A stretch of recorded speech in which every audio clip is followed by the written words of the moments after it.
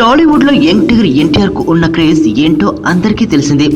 అయితే అలాంటి star hero పక్కన ఛాన్స్ వస్తే కాదని ఓ కుర్ర హీరో సినిమాకు స్పెషల్ సాంగ్ చేసేందుకు సై అని జూనియర్ పరువు తీసేసింది హాట్ బ్యూటీ శృతి హాసన్.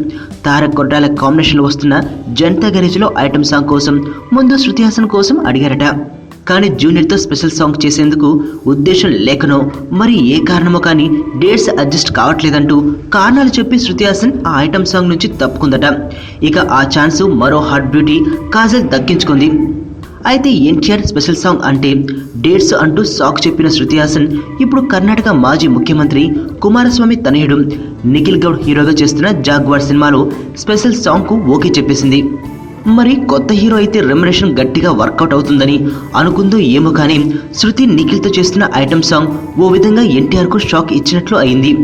శృతి కాదన్న తర్వాత చాలా మందిని చూసి చివరకు కాజల్తో అడ్జస్ట్ అయ్యారు. ఒకవేళ జనతా గ్యారేజ్ లో కూడా శృతి స్పెషల్ సాంగ్ చేసుంటే సినిమాకు మరింత క్రేజ్ వచ్చి ఉండేది. ఇక వస్తున్న జాగ్వార్ సినిమా విషయానికి వస్తే మొదటి సినిమానే 70 కోట్ల భారీ బడ్జెట్ తో వస్తున్న నిఖిల్ సినిమాకు విజయేంద్ర ప్రసాద్ కథ అందించడం విశేషం. సినిమాకు స్పెషల్ అట్రాక్షన్ గా ఉండేందుకు దాదాపు 2 కోట్ల రెమ్యునరేషన్ ఇచ్చి మరి శృతి హాసన్ తో ఐటమ్ సాంగ్ ప్లాన్ చేశారట.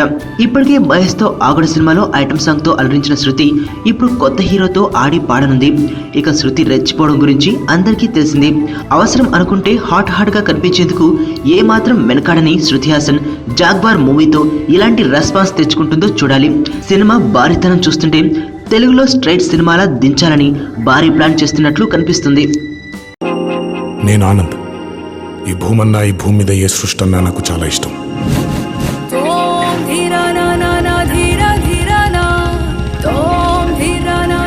చెట్లు, మొక్కలు, గాలి, నీరు, వాటిని కాపాడుకోవటమే నా పని కూడా. It's a joggers park. 213 చెట్లు ముంబైకి చాలా ఆక్సిజన్ సప్లై చేస్తుంది.